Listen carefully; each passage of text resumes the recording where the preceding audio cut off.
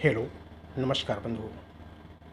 पिछले वीडियो में मैंने एक अपने मन की संकल्पना व्यक्त किया था कि हमारे जीवन का लक्ष्य शतवर्षीय जीवन, स्वस्थ जीवन, दुर्घटना मुक्त जीवन, प्रसन्नता से ओतप्रोत जीवन हो। अब प्रश्न आता है, ये लक्ष्य तय हो गया, ये स्वप्न हमने तय कर लिया कि 100 वर्ष तक हम दुर्घटना मुक्त, रोग मुक्त, प्रसन्नता युक्त जीवन को जीना है।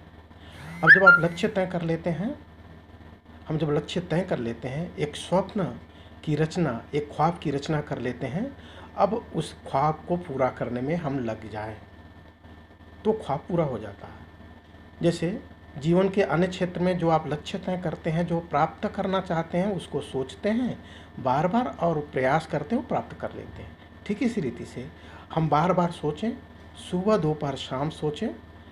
जैसे परमात्मा का भजन एक भक्त करता है, वैसे एक भजन के रूप में भी एक एक सेकंड से 5 सेकंड तक सुबह दोपहर शाम हम सोचें कि हमें शतवर्षीय जीवन दुर्घटना मुक्त, रोग मुक्त, प्रसन्नता युक्त जीना है। अब प्रश्न आता है, ये जीना कैसे है, हमें क्या करना है कि हम 100 वर्ष तक दुर्घटना मुक्त हों। तो दुर्घटना मुक्त जीवन जीने के लिए मेरे ख्याल से अनावश्यक यात्राओं पर रोक लगे। जो अनावश्यक यात्रा हैं, जो हमारे लिए उपयोगी नहीं है।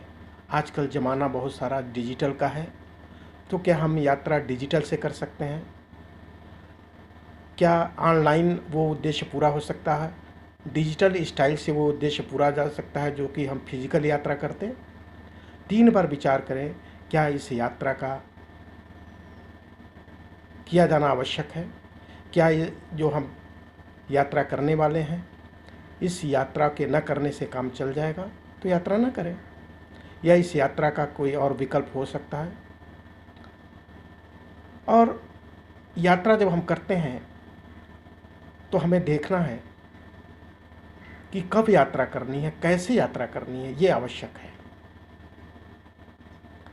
अमूमन हम भोर में, रात को 10 बजे के बाद, सुबह 5-6 बजे तक जो वाहन चलाते हुए जाते हैं, वो बड़ा रिस्क है।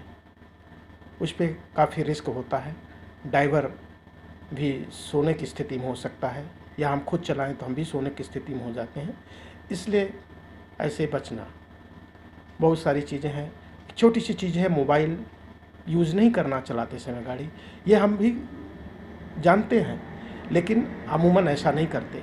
लेकिन जब लक्ष्य है कि दुर्घटना मुक्त होना है, तो हमें गाड़ी रोक करके मोबाइल का यूज़ नहीं करना। अब रोग मुक्त है तो जीवन में 3 तत्व हैं। एक तत्व है शरीर, दूसरा है बुद्धि, तीसरा है मन, और चौथी चीज़ है भावनाएं। अब देखें, इन्हीं चारों को मिला दीजिए तो जीवन बनता है। शरीर, मन, बुद्धि, भावना।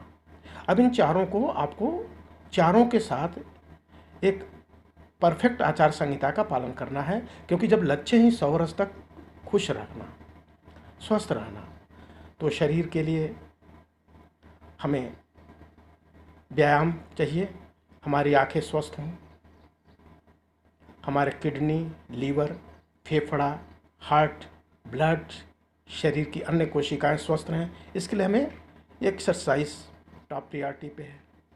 हमें प्राणायाम करना है, व्यायाम करना। अभी छोटी सी चीज़ हम सब जानते हैं, ऐसा हम कुछ नहीं बोलने जा रहे हैं जो कि हम जानते नहीं। अब प्रश्न आता है उसको करना, ये करना महत्वपूर्ण है।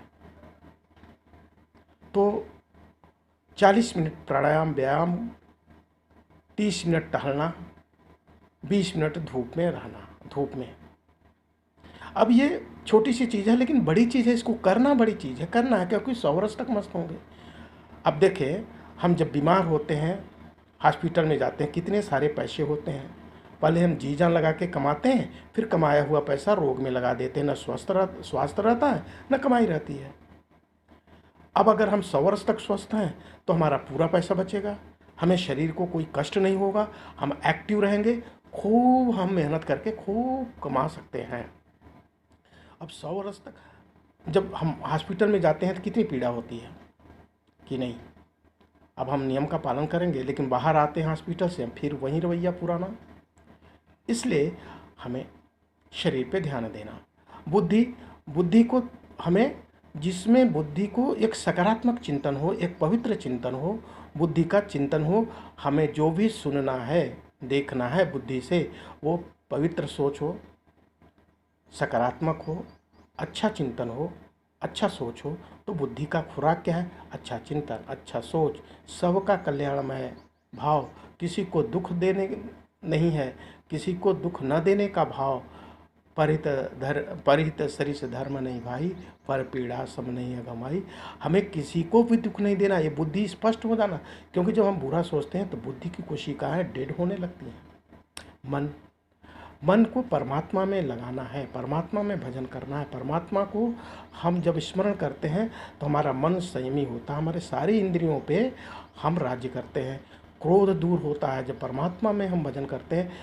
आपको आश्चर्य होगा, अगर कोई व्यक्ति 25 से 50 सेकंड तक लगातार 4 महीने तक क्रोध करता है तो कैंसर का रोगी हो सकता है, हार्ट का मरीज हो सकता है। क्रोध इतना खतरनाक है।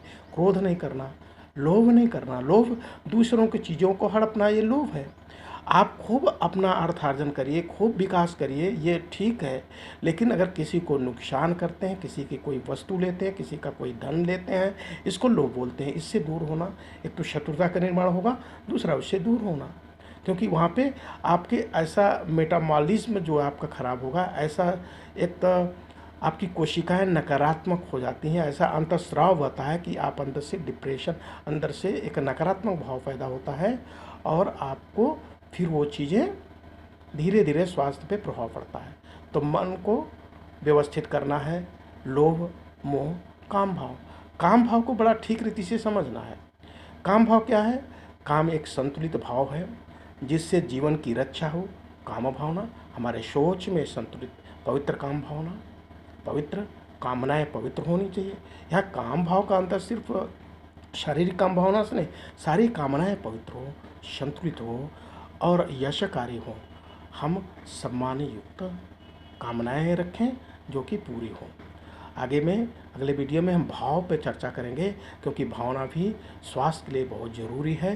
भावना प्रमुखता के साथ हमारे जीवन में है। तो हमें चलें फ्रेंड्स, तो एक बार पुनः लक्ष्य तय कर लें। 100 वर्षीय जीवन हमारा स्वस्थ हो, रोग मुक्त हो, दुर्घटना मुक्त हो, प्रसन्नता युक्त हो। ये शुभकामना के साथ ये वीडियो को ख़त्म करते हैं। Okay, thank you.